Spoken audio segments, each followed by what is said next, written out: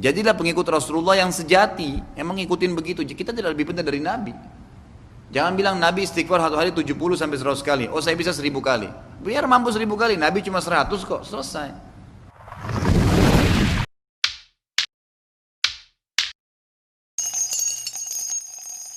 Zikir dan doa apa saja yang selalu Rasulullah SAW baca setelah selesai sholat? Ustadz pernah menjelaskan bahwasanya Rasulullah SAW membaca istighfar hanya 3 kali setelah selesai sholat. Bagaimana dengan hadis yang mengatakan Rasulullah SAW selalu beristighfar dalam sehari itu 70 kali? Jadi tidak bentrok. Khusus habis sholat istighfarnya Nabi hanya 3 kali dan lafadznya hanya astagfirullah, astagfirullah, astagfirullah. Titik. Enggak ada azimnya, enggak ada wali-walidayya, enggak ada semuanya itu. Dan kita harus menjadi pengikut Rasulullah yang benar-benar ngikutin beliau. Kata Nabi SAW, semoga Allah merahmati seorang hamba yang menukil dari saya apa yang telah didapatkan dari saya. Nabi habis sholat, astagfirullah, astagfirullah. Tidak usah bilang lagi astagfirullahaladzim, astagfirullahaladzim, la ilaha illallah. Itu memang ada istighfarnya, tapi tidak dibaca habis sholat. Nabi sudah tentukan lafadznya, tempatnya, waktunya, jangan diubah, jangan ditambah. Subhanallah habis sholat 33, jangan baca 35. Emang sudah ditentukan jumlahnya. Jadilah pengikut Rasulullah yang sejati, emang ngikutin begitu. Kita tidak lebih penting dari Nabi. Jangan bilang Nabi istighfar satu hari 70 sampai 100 kali. Oh saya bisa 1000 kali. Biar mampu 1000 kali, Nabi cuma 100 kok, selesai. Lakukan 100 tapi tinggal jaga kualitasnya. Dan yang paling penting kata Nabi SAW adalah amal yang paling Allah cintai adalah amal yang bukan sedikit ya, amal yang rutin dijaga walaupun tidak banyak kuantitasnya, jadi artinya bukan sedikit tapi dia juga ada, tapi dijaga sama dia, itu lebih baik. Istighfar 100 kali tapi rutin tiap hari itu lebih baik daripada 1000 kali tapi cuma sekali kan gitu. Kalau masalah menyebutkan 70 kali itu sehari. Dalam hadis dikatakan kata Nabi SAW, beristighfarlah kepada Allah karena saya sendiri beristighfar dan bertobat pada Allah sehari 70 sampai 100 kali. Tapi ini lepas dari masalah zikir habis sholat gitu. Apakah ada anjuran membaca salawat ba'da sholat atau setelah sholat? Jika ada, apakah ada anjuran berapa kali sehari? Bagaimana dengan salawat yang dibaca oleh Rasulullah SAW sendiri? Kalau setahu saya tidak ada salawat setelah sholat. Tidak ada salawat setelah sholat. Zikir sholat jelas habis sholat. Tidak ada salawatnya. Salawat itu ada dibaca pada saat tahiyat, gitu kan? Salawat ada dibaca pada saat selesai mendengarkan azan. Kata Nabi SAW, kalau kalian dengar muadzin, ikutilah apa yang diucapkan oleh muadzin. Kemudian bacalah salawat untukku dan mintalah wasilah untukku. Kemudian salawat dibaca setiap kali mau memulai perkara, urusan, doa. Seperti pengajian, alhamdulillah, wassalatu wassalamu ala rasulillah. Baca tahmid dan salawat. Itu dibaca, gitu kan? Kemudian salawat juga dibaca pada saat masuk masjid, keluar masjid. Sebagaimana Nabi SAW mengatakan sampai masuk masjid dengan kaki kanan dia baca Bismillah, wassalatu wassalamu ala rasulillah, a'udzu billahil azim wa biwajhil karim wa sultan kalim minasyaitonir rajim. Ada salawat. Keluar juga begitu, Bismillah, wassalatu wassalamu ala rasulillah, Allahumma aftah li abwaaba fadlik, Allahumma aqsimni minasyaitonir rajim. Ada salawat. Membaca salawat juga pada hari Jumat. Itu adalah perintah. Kata Nabi SAW, hari Jumat adalah hari yang terbaik sepanjang masa dan perbanyaklah salawat untukku di hari itu. Siapa yang memperbanyak salawat untukku maka dia akan dapat syafaatku pada hari kiamat. Juga yang keenam, membaca salawat setiap kali mendengarkan nama Nabi SAW. Nabi SAW dan seterusnya. Tinggal lafadznya. Lafadz yang dinukil kepada kita adalah yang paling afdal salawat Ibrahim. Allahumma salli ala Muhammadin. Tidak ada sayyidina. Lafadznya begitu datangnya, Allahumma salli ala Muhammadin wa ala ali Muhammadin kama sallaita ala Ibrahim wa ala ali Ibrahim innaka Hamidum Majid wa barik ala Muhammadin wa ala ali Muhammad kama barakta ala Ibrahim wa ala ali Ibrahim innaka Hamidum Majid. Ini yang pertama.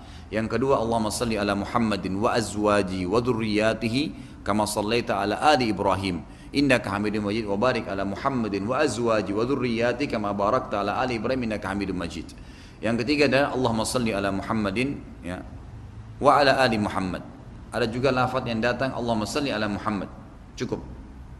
Kalau kita buru-buru mau baca salawat kita baca Allahumma salli ala Muhammad, Allahumma salli ala Muhammad, Allahumma salli ala, itu sudah cukup. Ya juga tadi termasuk ada zikir pagi sore ya. Disunnahkan baca pagi hari 10 kali, sore hari 10 kali. Salawat kepada Nabi sallallahu alaihi wasallam. Kemudian termasuk salawat adalah alaihi salatu wassalam. alaihi salatu wassalam, gitu kan? Atau sallallahu alaihi wasallam. Ini semua termasuk lafaz-lafaz yang disunnahkan.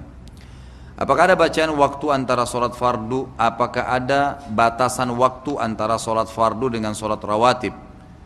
Bagaimana jika ingin sholat rawatib ba'diyah di rumah?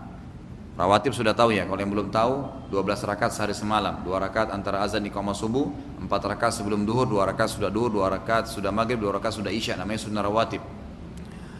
Dikatakan bagaimana jika ingin sholat rawatib ba'diyah di rumah, sholat fardu di masjid, kemudian di tengah jalan berhenti lama karena bertemu kawan, gitu kan? Nggak ada masalah, nggak ada hubungannya antara sholat wajib dengan sholat sunnah, nggak ada masalah. Yang tidak boleh kalau kita baru sholat 1 rakaat terus ngobrol sama teman, batal. Tapi kalau belum dikerjain nggak ada masalah. Kita sholat duhur nih, pulang ke rumah, ba'diyahnya kita kerjain jam 2:30 sebelum azan asar, boleh nggak? Boleh, nggak masalah. Sudah ngobrol, sudah makan, sudah ada, nggak masalah. Yang penting wudunya nggak batal. Karena gitu itu tidak ada masalah.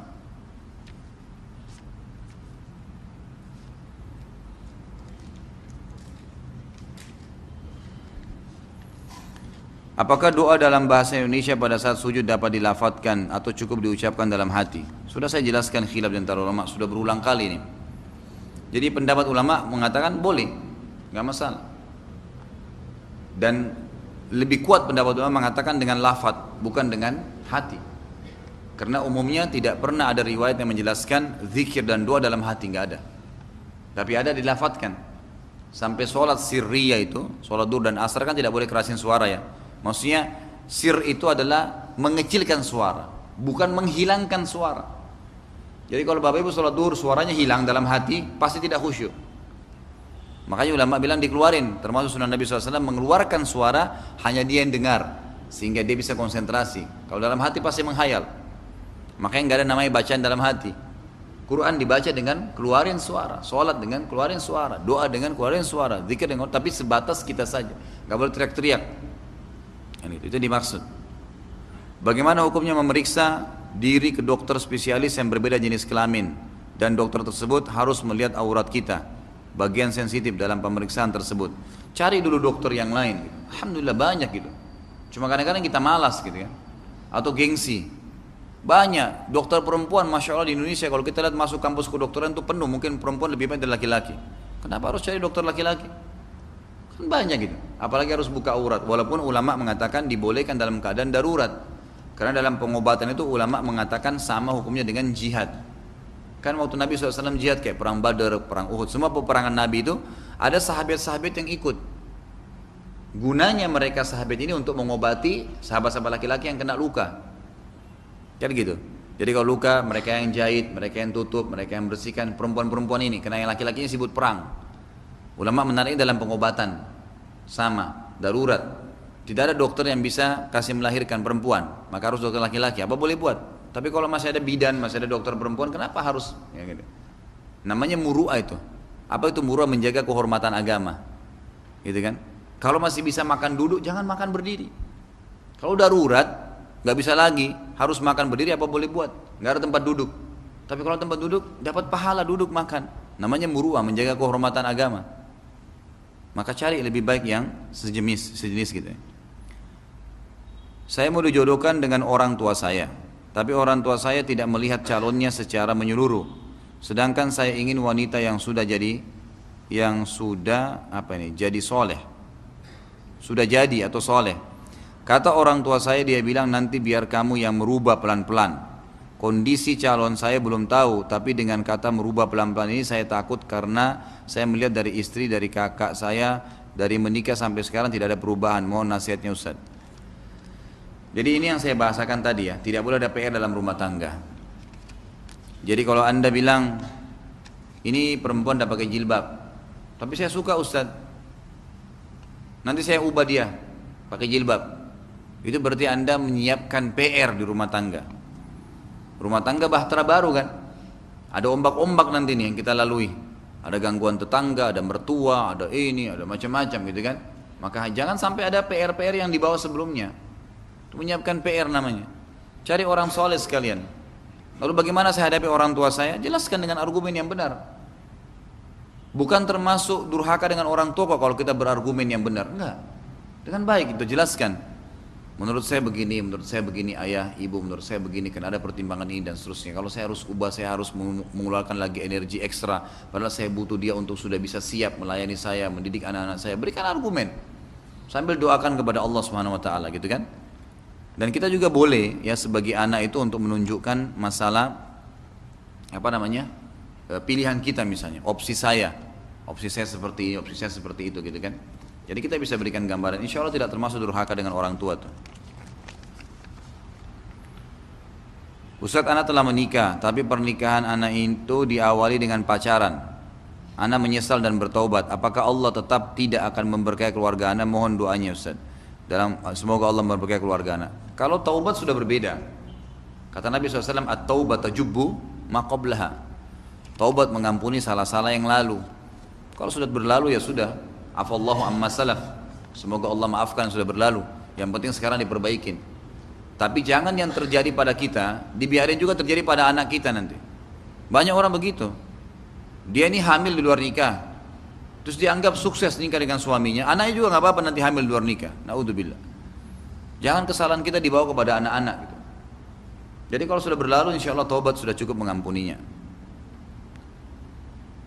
Ustaz, maaf, afwan tanya di luar materi. Ana mau tanya bagaimana dengan harta warisan? Apakah anak laki-laki atau bapak yang sudah meninggal hak warisannya masih sama? Tolong dijelaskan Ustaz, dalil dan hadis sahihnya. Saya tidak terlalu paham, tapi begini ya. Warisan itu adalah harta yang ditinggalkan oleh seseorang yang meninggal. A meninggal, tinggalkan 5 rumah, itu warisannya. Kan gitu. Warisan ini akan dibagi kepada ahli warisnya segera setelah dia meninggal. Kalau tidak dibagi, misal anaknya 5, nggak usah deh kita bagi dulu, sepakat saudara-saudara ini nggak usah kita bagi dulu. Nanti aja deh, kalau kan ibu masih hidup, ibu biar tinggal 1 rumah, nanti kalau ibu mati baru kita bagi. Nggak boleh secara syar'i ini, nggak boleh.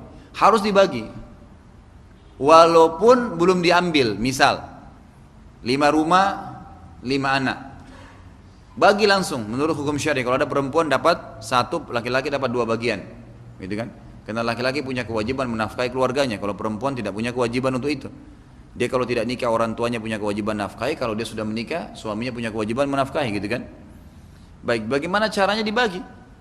Sudah tahu masing-masing hak saya di sini sekian, saya sekian. Ibunya mereka pun punya hak kan? Kalau punya anak-anak berarti punya 1/8 kan? Anak-anak ini dibagi satu sama yang lain, perempuan sama laki-laki dibagi 2/1. Sudah dibagi, walaupun belum dijual, tapi masing-masing sudah tahu haknya. Jangan ditunda karena akan akumulasi. Misal tidak dibagi nih, ternyata dari 5 anak ini ada yang meninggal 2 sebelum ibunya. Bagaimana itu? Dia tetap dapat kalau memang harta awal belum dibagi. Yang tidak dapat itu kalau begini, si A tadi ini, si ayah belum meninggal, dia punya 5 anak.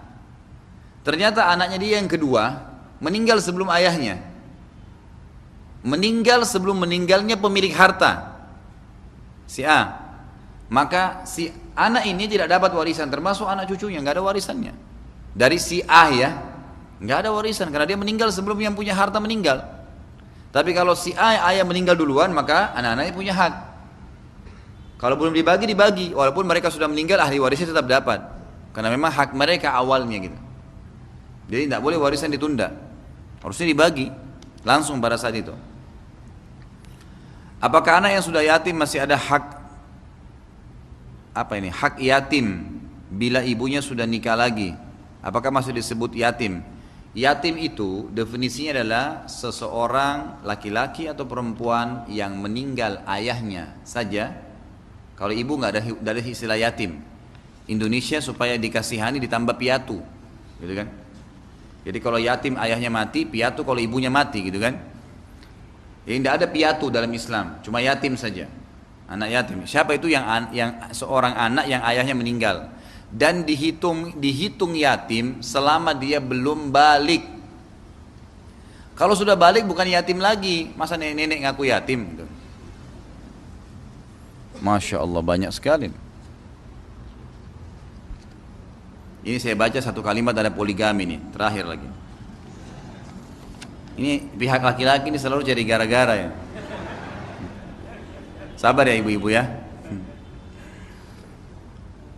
Jika jodoh Allah yang tentukan dan Allah membenci perceraian, kenapa cerai tidak diharamkan? Jadi kita harus faham bahwasanya Allah menciptakan kebaikan dan keburukan. Sunnatullah itu. Allah menciptakan iblis, syaitan. Sunnatullah untuk menggoda manusia. Allah menciptakan juga manusia dan kita diberitahukan bagaimana menghadapi mereka. Itu sunnatullah. Ada malam, ada siang, ada laki-laki, ada perempuan, sunnatullah. Ada jahat, ada kejahatan, ada kebenaran. Pada saat kebenaran itu, ya, tugasnya kan kebenaran membendung kebatilan ya, ingkar mungkar, kan gitu. Kalau kebenaran tidak membendung kemungkaran, kemungkaran akan merajalela kan. Ada zina menyebar di satu kampus. Enggak ada kelompok yang pungkirin nih, lurusin. Ya makin merajalela. Harus ada yang pungkiri, nggak boleh ini haram. Allah dukung itu orang-orang yang ingkar mungkar, gitu kan? Baik, di sini pertanyaannya, Allah menentukan jodoh, salah ya? Bukan Allah menentukan, Anda menentukan jodoh. Masuk dalam takdir ikhtiar. Saya pernah jelaskan kan takdir ada dua macam, masih ingat ya? Takdir mutlak, tidak ada campur tangan kita di situ. Lahir dari rahim ibu siapa? Paras wajah kita, bahasa yang kita gunakan, udara yang kita hirup, sebagian rezeki dan kematian, itu namanya takdir mutlak, gak ada campur tangan kita. Yang kedua takdir ikhtiar, takdir yang Allah tentukan di Lauhul Mahfuz sesuai dengan pilihan kita, tapi Allah catat sesuai dengan keluasan ilmu Allah. Allah sudah tahu sebelum ini orang diciptakan apa yang dilakukan selama dia hidup sampai dia mati, termasuk dalamnya jodoh. Sekarang saya punya pilihan fulana, fulana, fulana, 3 perempuan misalnya, 4 perempuan, 5 perempuan, ada pilihan. Siapa pada saat saya pilih A? Siapa yang suruh? Allah yang suruh? Enggak. Anda yang pilih kok. Kan gitu. Tapi dengan kita pilih A, Allah sudah tahu kita akan pilih si A itu. Sudah lama sebelum kita lahir Allah sudah tahu, dicatat sebagai takdir kita. Jadi kalau dikatakan jika jodoh Allah yang tentukan, itu keliru.